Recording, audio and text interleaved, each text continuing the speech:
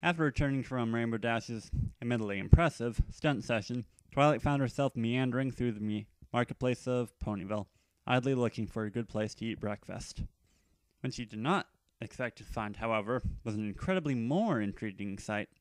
Roaming in bed, she found herself across the square from Applejack's apple cart in early market day. What was interesting about it was the cult standing in front of it, conversing with Applejack, or rather, how he was conversing. Twilight had seen the cult around Ponyville before, though didn't know his name, and could tell that he was expressing more than a passing interest in Applejack. The cult stood across from the cow ponies, a bright smile on his face. He didn't seem to notice the hoof he was twisting in the dirt. "Aw," she thought with a smile. "He's nervous." Eventually, the cult strolled off with a bushel of apples clamped in his mouth, and Applejack turned her attention back to her cart.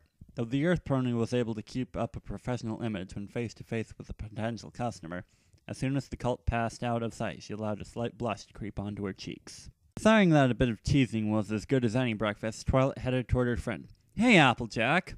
With a slight start, the element of honesty turned towards the approaching unicorn, a friendly smile on her face. "Well, howdy there, Twilight. What brings you out here so early?" "Oh, Rainbow Dash woke me up a while ago to show me her latest trick, but we can talk about that later." "Just who," she said, pointing a knowing hoof in the direction the cult had gone, "was he?" "Oh, you saw that, did you?" Applejack never had been good at hiding anything. "He was just, a customer. From the looks of it, I'd say a regular customer." "Oh, well, he comes by every market day," said the farmer pony, her blush deepening. "Always buy some apples and stays for a bit of chit-chat." "Stop pretending, AJ. He likes you," Twilight said, smiling hugely. "And you know he does. From the looks of that blush, you like him too." Applejack asked.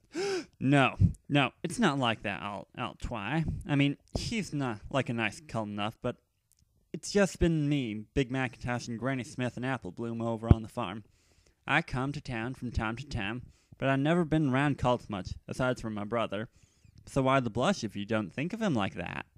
"Well, even a country girl likes to get noticed every now and then," smiled Applejack, looking away. Twilight realized this was true, and almost absently started thinking back, trying to recall whether she ever noticed any cults looking at her in that particular way.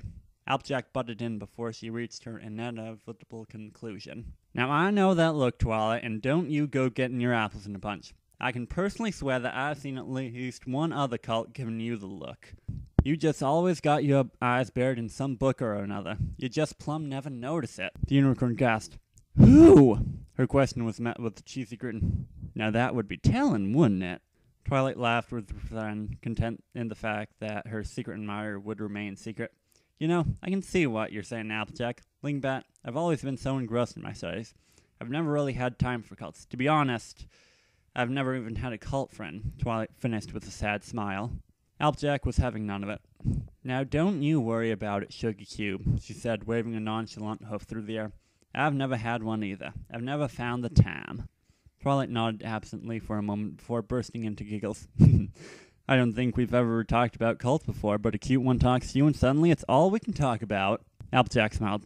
"I suppose that's true, Twi, but in our defense, it sure has been busy recently.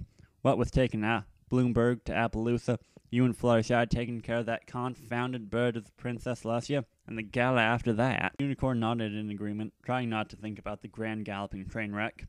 "It really has been a while since all of us just got together and had a nice, relaxing time. Even after the gala, we couldn't really unwind with Princess Celestia there. Sure, she's a night pony, but she's still a princess." A twinkle shined in Twilight Sparkle's eyes as she suddenly reared up and clopped her front hooves together. "Ooh, we should have another slumber party tomorrow night. I had so much fun in our last one. We can get all the girls together, and we can stay up late and have makeovers and pillow fights and play games.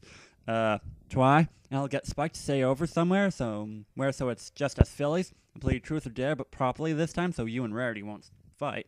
Sugar Cube, and we can tell ghost stories, and in the morning, I'll make waffles. Twilight Sparkle!" With the start, the purple pony broke off her rambling. Smiling sheepishly, she said, "What is it, AJ?" "Well, I think that's a wonderful idea, Sugar Cube, but you gotta promise me just one thing," said the farmer pony. "Oh, what's that?" "No checklist like last time?" Applejack deadpan. Twilight Sparkle looked horrified, but, after a brief internal struggle, agreed to the terms. "On one condition." Applejack narrowed her eyes. but nodded for her to continue.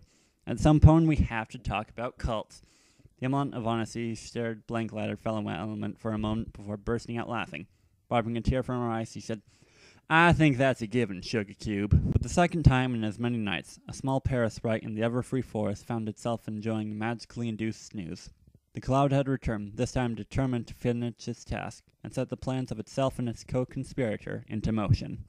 After sinking itself back into the structure, and finding where it had left off last night, the cloud attempted something that even it wasn't sure would work, for in all the recorded history of Equestria, such a thing had never been attempted. Its magic now fought to transcend both time and space, for it did not search for the sympathy of the elements that had rested upon the structure, but rather for the sympathy of the ponies that then touched the elements. For the umpteenth time it cursed the necessity of the circuitous route, but it had been reminded, time and again, it might add, that this was the only way to gain the sympathy of these particular ponies without tipping any of them off. Deciding to concentrate its efforts to better ensure results, the cloud poured all of its will into one of the arms of the sculpture, attempting to find the nebulous magical lines that would lead through the element and into the sympathy of the pony. It pressed against the wall of time itself, as both the element and the pony were long gone. For long moments it strained, perfectly still and serene under the light of the moon.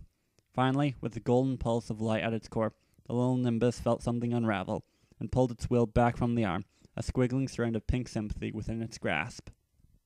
Tucking the sympathy within itself, the cloud went about repeating the process. The hours slowly ticked by, as the cloud frayed time and time again, each returning with yet more sympathy. Orange, pure white, a multi-hued, especially vibrant strand, a rather easily obtained yellow strand. Finally, the cloud enveloped the fifth strand, looking forward to the completion of the task. Even for one such as it, there were limits, and reaching through time was not something to be handled lightly. Maintaining each of the strands of sympathy was also becoming quite taxing. Turning its will to the room at large, the little nimbus was faced with the challenge, drawing the sympathy from a non-specific point. Thankfully, sympathy was at the heart of magic, and the area was absolutely saturated with two distinct types of it. A somewhat recognizable type, though tainted by evil like a muddy hoof dipped in a bath, and more pure type that was honestly surprising in its intensity. As the cloud broke through the time barrier, and after some searching finally clutched the last strand of sympathy, its moment of triumph was cut short by a squeak of pain lancing through it. Immediately, it started losing its grip on all 6 strands. Redoubling its efforts and clenching its mental jaw, the little nimbus consolidated its hold over the strands, pouring its will into the final one. This ultimate purple strand of sympathy was not coming quietly, fighting with strength that, when compared to the cloud's own, was not considerable, but was definitely most surprising, and after such a long struggle, the smoke was more than fatigued. Finally, the little nimbus was able to envelop the purple strand, holding it within itself as it did the others. Letting out a presently audible sigh, the cloud laughed brilliantly to itself for a moment, pleased. With a small bow to the parasite whose hospitality had now twice imposed upon, the cloud disappeared once again, with a flash of golden sunlight.